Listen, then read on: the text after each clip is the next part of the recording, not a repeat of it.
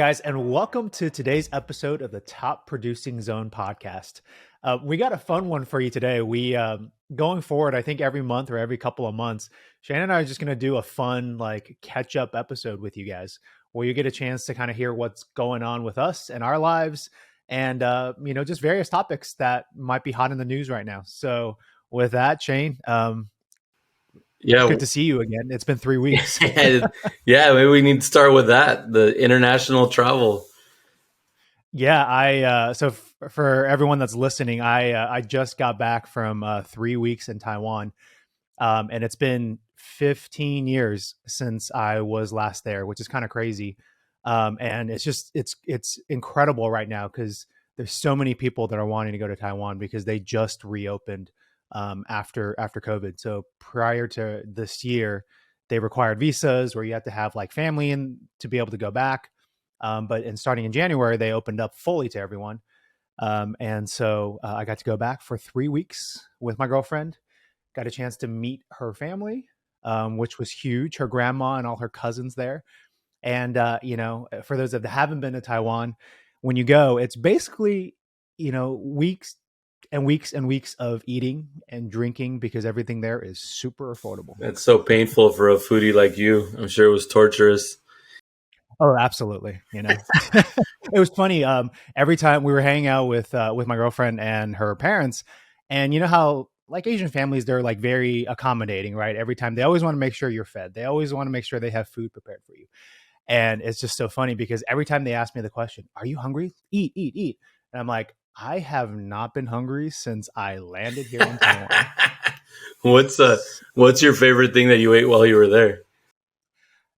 It's so I love these things called soup dumplings. So in Chinese, it's called xiaolongbao. It's kind of like my comfort food. So when I was growing up, like my grandparents used to stay with us here in the US. They would like come from China for like a few months and they would stay with us. And they would always make these soup dumplings from scratch. So for me, it was always a comfort food. And so when you go to Taiwan, you literally can like go down the street.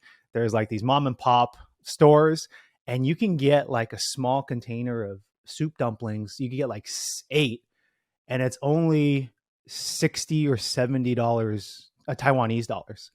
And so the exchange rate's about 30 to 1. So there you go, $2. Oh wow! Or yeah. Well, you took me to eat some of those dumplings here, right? That's the ones with the like it's round, has the liquid in it, right? Those are the Yeah, yeah. It's the ones that have the little liquid in it. So like when you eat it, you have to put it in like a little spoon. Yeah. Right? This is proper soup dumpling eating technique. So you put it in the spoon. You take a little nibble out of it to make a little hole in the skin, and then you suck out the soup, and then you eat the dumpling. I was doing it wrong. Here, it's fine, man. But here, like you get 7 or 8 of those, and I think it's like at least $10. Yeah. So just to give you an idea of the price. So you could put on weight for like just a fifth of the effort in Taiwan and cost. Yeah. And that definitely happened. Yeah, no, that definitely happened. Like I got back last week. I tried doing Orange Theory for the first time again this week. And man, I struggled. I was like in Orange Theory, and you've done it with me, and you know how there's like the splat points, right? And so usually like in the past, I would, for a 60-minute class, I'd probably do like 12, 15 splat points. I did Orange Theory earlier this week. I was at freaking 33 splat points, and I was having a hard time like catching my breath. So that's what 3 weeks in Taiwan does to you. It's funny because I went back to the Peloton after being off that thing for like a year. And so it always shows you like your PRs when you get on the different rides, if it's a 20-minute ride, 30-minute ride. Anyway, that number, I'm making progress, but that number, it's like, who the hell was riding my Peloton? It's like, dude, those PRs are like double what I'm doing. I'm like, was I really in that good a shape like before? But no. Well, how long did you take off from Peloton? I know recently you've been kind of picking it back up. You've been like killing it, but how long has it been? I mean, it's a year. Ever since I set it up in the new room, I'd been on it maybe once. So yeah, like a year. I just hate bikes. I hate riding bikes. And I got the Peloton before COVID. I mean, shoot, when COVID launched and they were sold out, I probably could have sold that thing for 5K. It's true. but anyway, I use the heck out of it. When we were staying at home and stuff. But it's just 'cause it's a good way to do cardio, even though I don't like it.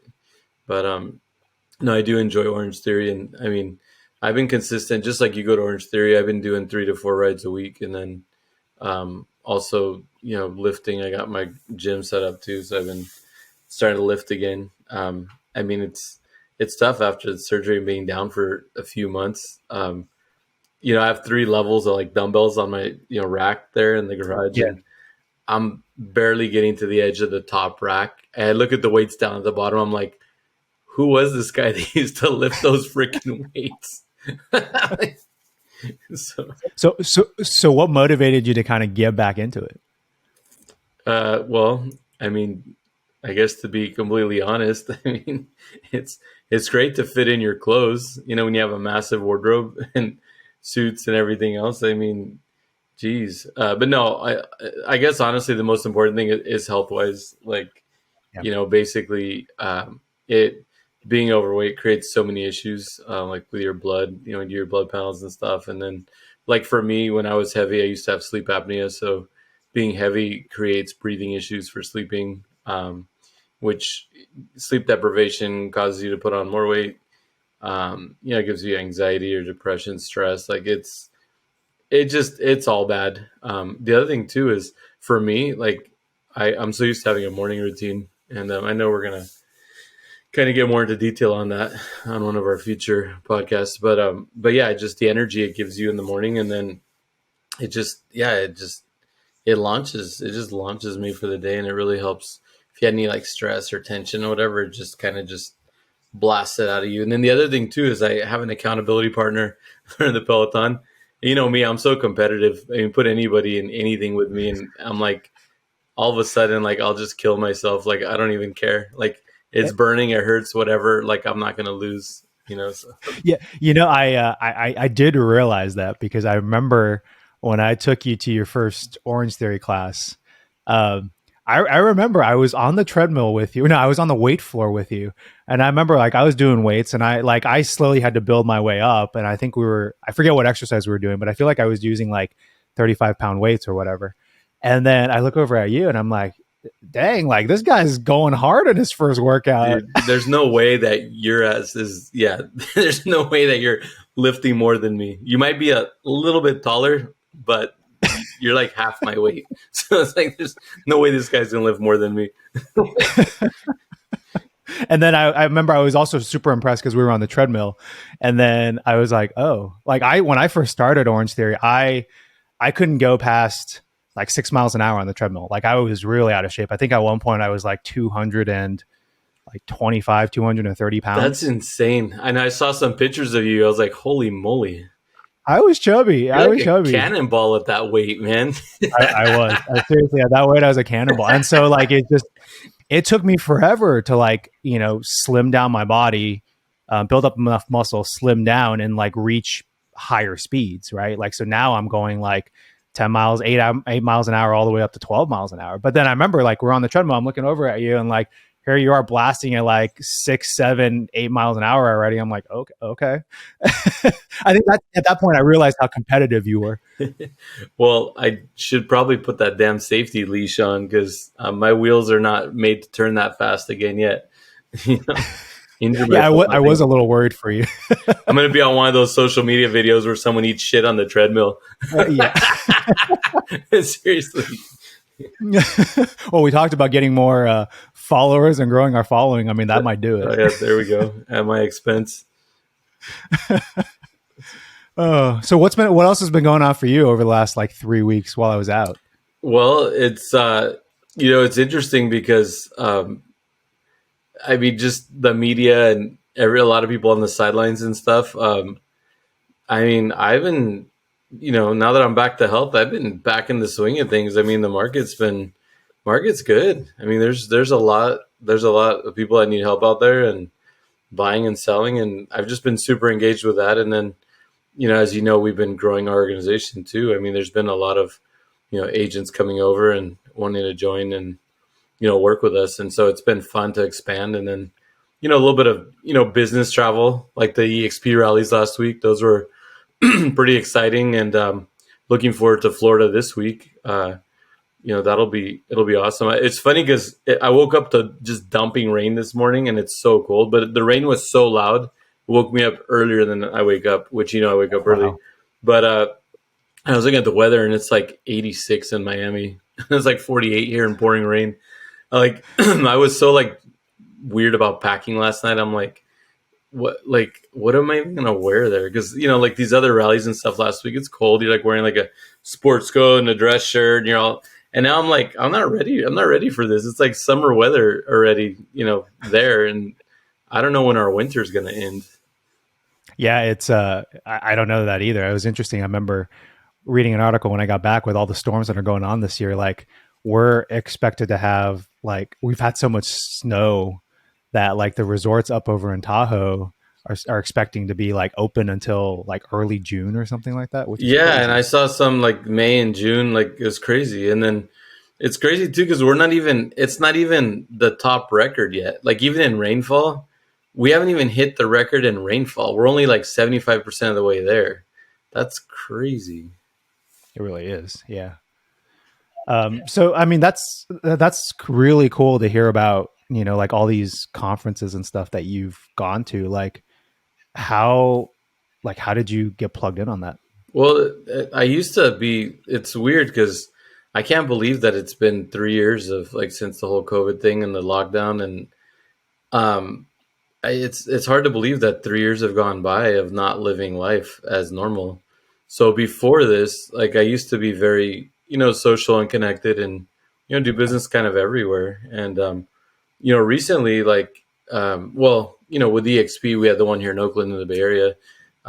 Being an icon agent, you get points to go to that. And I mean, I wasn't going, just I didn't even know I was going to get points. I was going to be supportive, and I know other agents up there. So it's like, part of it is I want to, because I joined this company during COVID. I never really got to know our management. I didn't really get to know like our leaders. I mean, a couple of them I've met, but just even these other agent teams in the Bay Area and stuff. I want to get to know them. And then as far as down in LA, I mean, we have agents down there on our team, and then also have lots of connections there. So I just getting back in it.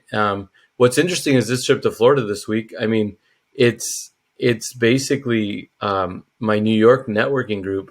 One of the real estate attorneys that I really connect with and speak to frequently is going to be speaking at this event, as well as other people. I know a couple of the other speakers, and I mean, there's another guy who I've always wanted to meet in person and connect with, and so it just randomly is in Florida. And I mean, how much I hate Miami and Fort Lauderdale. You really had to twist my arm and put me on a plane. Oh, I But know, right? no, I guess it's hard because there's so many events everywhere all the time, and time is so valuable, and I really need to be careful with my time and where I spend my time. But I think it's important to just make time for your different, kind of like the different little corners of your circle, and just continue to build your network. And it's not always just like money focused or business focused or anything like that. Just in general, I love people. I love working with people. I love to travel. Love to connect, and I love helping everybody else be successful. So it's just when I'm out there, it's fun. It's fun talking to people, hanging out, and being in different cool venues. And like, there's this great plan tomorrow where there's this event, like it's like a conference. Then there's like networking with the conference people. Then there's like this VIP dinner where there's like, there's a little, pre like 1 hour happy hour thing before the dinner. Then there's the dinner. Then there's this rooftop bar, like after party. Like it's like you're doing business, but then you have so many levels of socializing. And then you and I are foodies. So, I'll be taking some pictures of whatever crazy stuff we have at that dinner tomorrow. Please do. I look forward to seeing it. Well, and I think it brings up you bring up a really good point that like it's one thing that I think you and I both know, um, whether you're kind of talking about real estate or any other business, like how important it is to like network and build these like personal relationships with clients, with other agents, because it's like you could be the smartest person in the world, but if you don't have those relationships, those networks, those people that trust you because you've taken the time to build a relationship with them, like it's you're not going to get as far if you don't have that in your business. And it's interesting because I'm a firm believer these days now of like when you build these relationships and just have casual conversations with people, you're really planting a seed that, maybe you don't even know where it's going to lead. They don't know where it's going to lead, but I'm a firm believer that, you help people, like you say, and down the road, it could lead to, business for you, business directly with them or through their network and referral. Like last night, I got invited to the Warriors game. We were at a suite there. It was center court. It was super sweet. And I had a chance to talk with some different clients, and this one guy, he's based down in San Diego. And we were talking shop, and then he was telling me he was a first time home buyer. And then so we just naturally gravitated towards a conversation of, he bought his place back in like the early 2022. And he was like, did my agent like force me to overpay? Like he was super worried about that. But then like, we just casually talked. I shared with him about my experience. I was like, hey, like that at that point early last year, that was kind of just what the market was. And I shared with him stories of, our listings that we've had in Sunnyvale where we had like 50 people on a weekend, people bidding like 600,000 over list price. And, just slowly, like I could tell, like I was establishing trust and just a relationship with him. And like at the end, he's like, yeah, like let's connect on LinkedIn. When you come down to San Diego, let's chat more and meet more. It's like, I don't know if he's going to be a potential client in the future, but like, it was just super cool to have these like conversations with people. No, well, yeah, and the thing is like for me, I'm a big networker, and I like doing a lot of referral business and stuff, and I like to also, but you make a little bit of money in referrals, but really just being able to connect clients and people with people you trust in other places. Like, I really want to. I'd love to have a network in all 50 states. Like, Yeah. I'm working right now on kind of reorganizing since I've grown a lot the last couple of years with my network. I'm kind of working on reorganizing to have something that's easy to access for where I have agents, because some markets I do a lot of business with, and I just know who my agents are. It's just easy. But heck, I mean, that'd be a goal. I'd love to have all 50 states covered. How awesome would that be? No, I mean, I think that would be great. And like, I'm with you there, and I want to like take it even further, like, me, like my passion and my interest and what I see kind of out there is that like, I would love to like expand out to even like to expand out more for us, like globally too, like I know Yeah, yeah, you were definitely. connecting with people in like Europe and Portugal, right? And then for me, like my heart is always going to be in Asia and connecting with agents there. Well, Portugal, I mean, I just had a really good meeting, last week, and she's currently traveling, but looking to set up shop on the island where we have our house, where my dad's from. And yeah, that's something I'm definitely interested in international as well. I didn't mention that, but I do have interest there, and I do obviously travel there every year. But right now, a lot of my travels have been more in the U.S., and I was thinking about working on my referral network here, because I just try not to do well. I try not to, but I always do too much at once. But I've been trying to like just do pieces, right? Put the pieces together. So, but no, I'm with you on expanding globally, and I think that we need to definitely put attention and work into that as well. Yeah, for sure. Well, I mean, I think it's cool. I'm super excited for your trip this week. Looking forward to seeing all the foodie photos. I better also take advantage of going across the country and build some more solid relationships. I am excited to meet a couple of people. I don't want to start name dropping, but you guys will know soon enough. But there's a couple of people that I've been definitely wanting to meet and connect with. So Awesome, and we may potentially have them on this podcast. I hope you guys enjoyed listening to this first catch up episode where we talk.